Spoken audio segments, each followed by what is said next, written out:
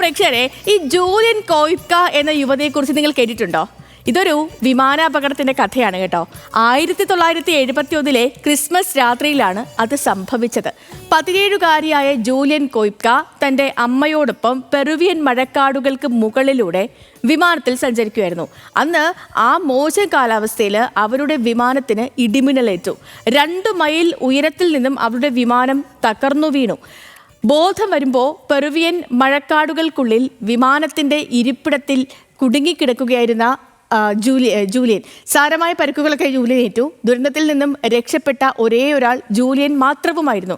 എങ്കിലും ജൂലിയന്റെ ആത്മവിശ്വാസത്തെ തകർക്കാൻ കഴിയുമായിരുന്നില്ല ആർക്കും. ചോക്ലേറ്റുകൾ മാത്രം കഴിച്ചുകൊണ്ട് ജീവൻ നിലനിർത്താൻ പരിശ്രമിച്ചു. കാടിനുള്ളിലാണ്, അതുകൊണ്ട് തന്നെ അവിടുത്തെ അരുവിയിൽ നിന്നും വെള്ളം കുടിച്ച് അതിജീവിച്ചു.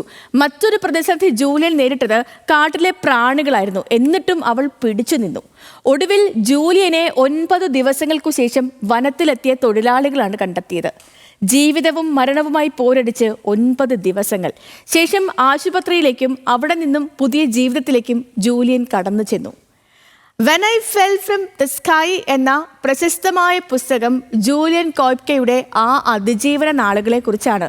പ്രതീക്ഷയോടെ ജൂലിയൻ ജീവിച്ച ആ 9 ദിവസങ്ങളെക്കുറിച്ചാണ്.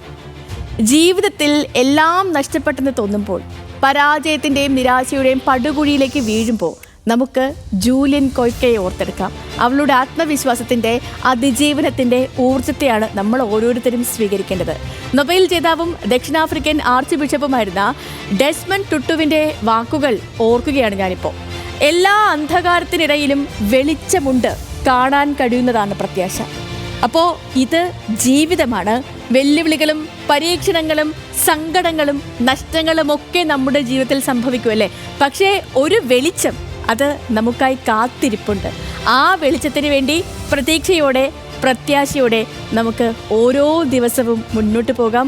നമുക്കൊപ്പമുള്ളവരെ ചേർത്ത് നിർത്താം, സന്തോഷത്തോടെ പുഞ്ചിരിക്കാം, അല്ലേ?